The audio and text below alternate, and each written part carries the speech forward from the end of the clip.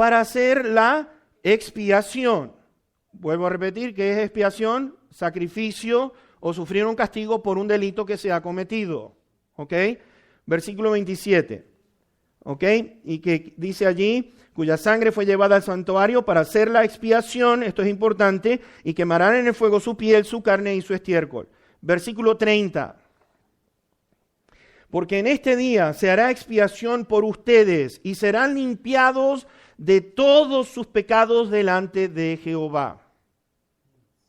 ¿Ok? Ahora, la pregunta es esta. Diferencia entre el Antiguo Testamento y el Nuevo Testamento. ¿Cuántas veces se tenía que hacer esto? En el Antiguo Testamento, todos los años. Todos los años. Todos los años se tenía que repetir esto. Lo cual quiere decir que el perdón de todos los pecados era ¿hasta cuándo? Hasta el siguiente año del día de expiación. ¿No es cierto? Todos los años. Ahora, ¿qué pasa en el Nuevo Testamento? Vamos a ir a uno de los libros que mejor explica esto con respecto a Levítico, porque habla de Levítico prácticamente el libro de los Hebreos. Vamos a ir allí, Hebreos, y vamos a empezar por el capítulo 7 de Hebreos. Capítulo 7 de Hebreos, y vamos a ir del verso 22 al 27.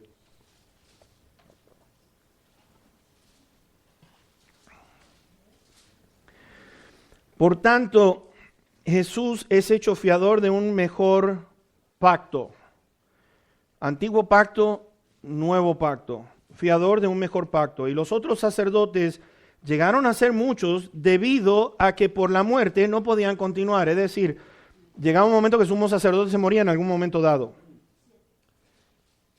Mas Cristo, por cuanto permanece para siempre, tiene un sacerdocio inmutable, por lo cual puede también salvar perpetuamente a los que por él se acercan a Dios, viviendo siempre para interceder por ellos. Porque tal sumo sacerdote nos convenía, santo, inocente, sin mancha, apartado de los pecadores y hecho más sublime que los cielos, que no tiene necesidad cada día, como aquellos sumos sacerdotes, de ofrecer primero sacrificios por sus propios pecados y luego por los del pueblo, porque esto lo hizo una vez para siempre, ofreciéndose a sí mismo. Quiero que vean el hilo de pensamiento del escritor de los Hebreos en comparación con lo que es el Antiguo Testamento. Vamos a ir al capítulo 9 ahora de Hebreos, capítulo 9 de Hebreos, y vamos a ver versículo 11 al 15. 11 al 15. Pero estando ya presente Cristo, sumo sacerdote de los bienes venideros, por el más amplio y más perfecto tabernáculo no hecho de manos, es decir, no de esta creación, y no por sangre de machos cabríos ni de becerros, sino por su propia sangre, entró una vez para siempre en el lugar santísimo, habiendo obtenido eterna ¿qué? Eterna redención. Eterna redención. Palabra redención nuevamente quiere decir que la liberación de una situación que era desfavorable en contra nuestra. Lo cual quiere decir que nos liberó, ¿de qué manera? Obtenida eterna redención. Porque si la sangre de los toros y de los machos cabríos y las cenizas de las becerras rociadas a los inmundos santifican para la purificación de la carne, ¿cuánto más la sangre de Cristo, el cual mediante el Espíritu eterno se ofreció a sí mismo sin mancha a Dios, limpiará sus conciencias de sus obras muertas para que sirvan al Dios vivo? Así que por esto es mediador de un nuevo ¿qué? Un nuevo pacto, para que interviniendo muerte para la remisión de las transgresiones que había bajo el primer pacto, los llamados reciban la promesa de la herencia eterna. Veamos el verso 22 de este mismo capítulo. Y casi todos purificados según la ley con sangre, y sin derramamiento de sangre no se hace, ¿qué cosa? Remisión. Remisión es la libertad o sacar a alguien de una situación desfavorable por un precio. Por un precio. el precio que pagó Cristo Jesús con su propia sangre. Versos 24 al 28 del capítulo 9. Porque no entró Cristo en el santuario hecho de mano, figura del verdadero, sino en el cielo mismo, para presentarse ahora por nosotros ante Dios. Y no para ofrecerse muchas veces, como entra el sumo sacerdote en el lugar santísimo cada año con sangre ajena. De otra manera le hubiera sido necesario padecer muchas veces desde el principio del mundo, pero ahora en la consumación de los siglos se presentó una vez para siempre por el sacrificio de sí mismo para quitar de en medio el pecado. Y de la manera que está establecido para los hombres que mueran una sola vez y después de esto el juicio, así también Cristo fue ofrecido una sola vez para llevar los pecados de muchos y aparecerá, preste atención a esto, aparecerá por segunda vez sin relación con el pecado para salvar a los que le esperan.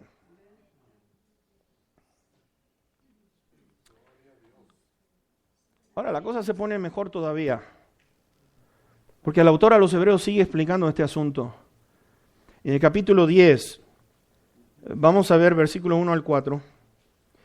Dice, porque la ley, teniendo la sombra de los bienes venideros, no la imagen misma de las cosas, nunca puede, escuchen esto, nunca puede, por los mismos sacrificios que se ofrecen continuamente cada año, hacer perfectos a los que se acercan. De otra manera cesarían de ofrecerse, pues los que tributan este culto limpios una vez no tendrían ya más conciencia de pecado. Pero en estos sacrificios cada año se hace memoria de los pecados, porque la sangre de los toros y de los machos cabríos no puede ¿qué? No puede quitar los pecados. No los puede quitar. Dios lo que está mirando es que el sacrificio del Antiguo Testamento sí está muy bien, está mirando la sangre de aquel animalito, pero es algo temporario. Todos los años tiene que volver a sacrificarse año tras año, año tras año. Los últimos versículos que quiero presentarles de este capítulo 10 están en el versículo 10 al 14. Y vean lo que dice aquí. En esa voluntad somos santificados mediante la ofrenda del cuerpo de Jesucristo hecha una vez para siempre. Y ciertamente todo sacerdote está día tras día ministrando y ofreciendo muchas veces los mismos sacrificios que nunca pueden quitar los pecados. Pero Cristo, habiendo ofrecido una vez para siempre un solo sacrificio por los pecados, se ha sentado a la diestra de Dios. De ahí en adelante esperando hasta que sus enemigos sean puestos por estrado de sus pies, porque con una sola ofrenda hizo perfectos para ¿cuánto tiempo? Para siempre. ¿A quién? A los santificados.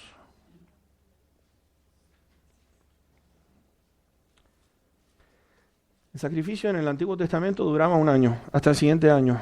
En el Nuevo Testamento nos está diciendo que es un sacrificio que es perfecto. El sacrificio de Cristo Jesús es perfecto y es completo. Hebreos 10:14 dice que hizo perfectos para siempre a los santificados, aquellos que han sido apartados por el Señor. Cristo trató con el pecado una vez y para siempre en la cruz del Calvario. Ahora, hay una cosa que dice, sin santidad nadie puede ver al Señor, ¿no es cierto? ¿No es cierto? Nos dice Hebreos 9:28 que viene sin relación con el pecado. La pregunta entonces que nos vamos a hacer es lo siguiente, ¿qué pasó con todos nuestros pecados? Fíjense en ustedes, ¿qué pasó con nuestros pecados? Cuando Él dice, voy a borrar todas tus transgresiones, déjame hacerte una pregunta, si yo tuviera un pizarrón aquí y escribo todo lo lleno de letras y vengo con un borrador y borro todo lo que hay allí, ¿queda rastro de algo de lo que estaba en aquel pizarrón? Mis hermanos, esto es lo maravilloso. Fíjense en que Pedro allí en Hechos 3:19 está diciendo arrepiéntanse y conviértanse para que sean borrados los pecados, para que sean borrados sus pecados.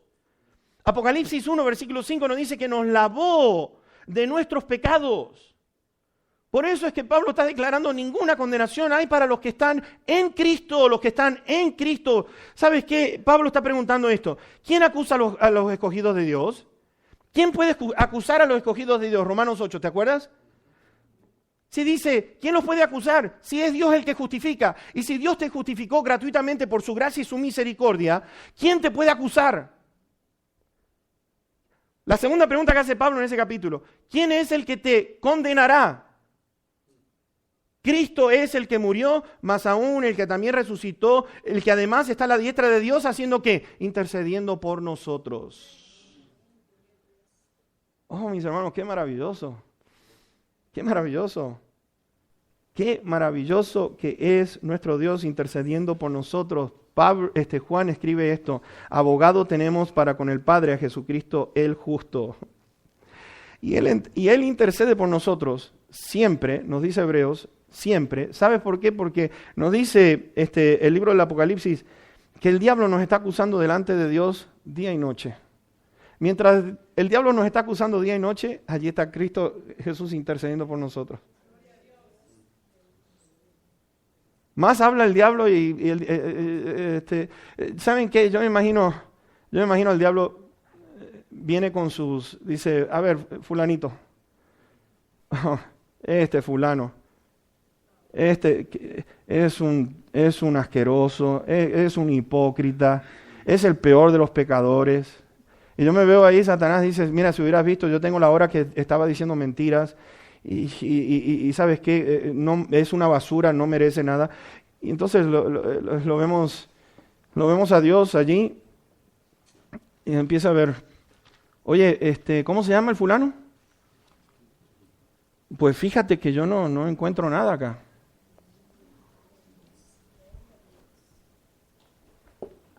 No, pero mira bien el libro. No encuentro nada. Según el abogado dice que todos los pecados fueron borrados. Y él pagó. Él pagó por la culpa de ese pecador sucio, asqueroso, hipócrita y la miseria esa que estás hablando. Él pagó por él. Diablo está seguro porque dice aquí que toda la cuenta fue saldada. ¿Sabías que perdón quiere decir eso? Saldar toda la cuenta.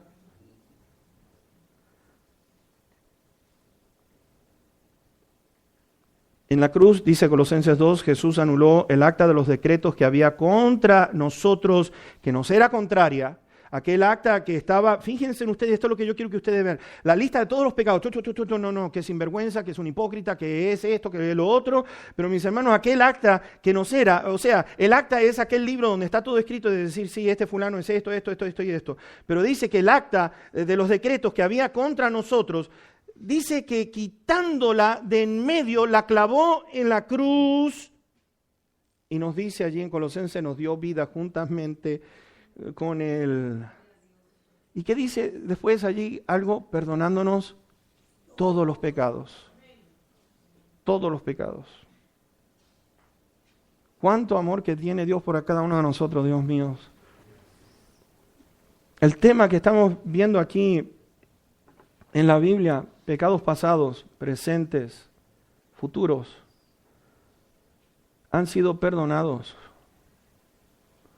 Mis hermanos, segundo, yo quiero que entiendas esto, porque uno va a decir, espérate, aquí esto, hay algo. Pues ya yo sé, ya a mí me han querido achicharrar con esta pregunta. Entonces quiere decir que ustedes los cristianos pueden pecar todo lo que se les dé la gana.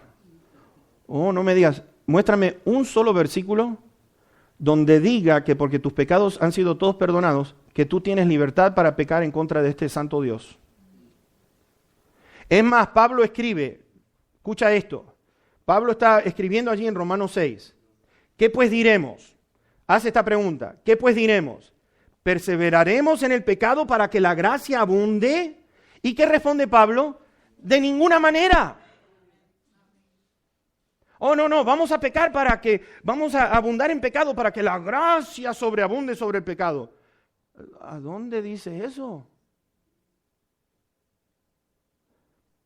¿Cómo Dios te va a poder decir, mira, has sido todos perdonados? Fíjate tú, escucha esto.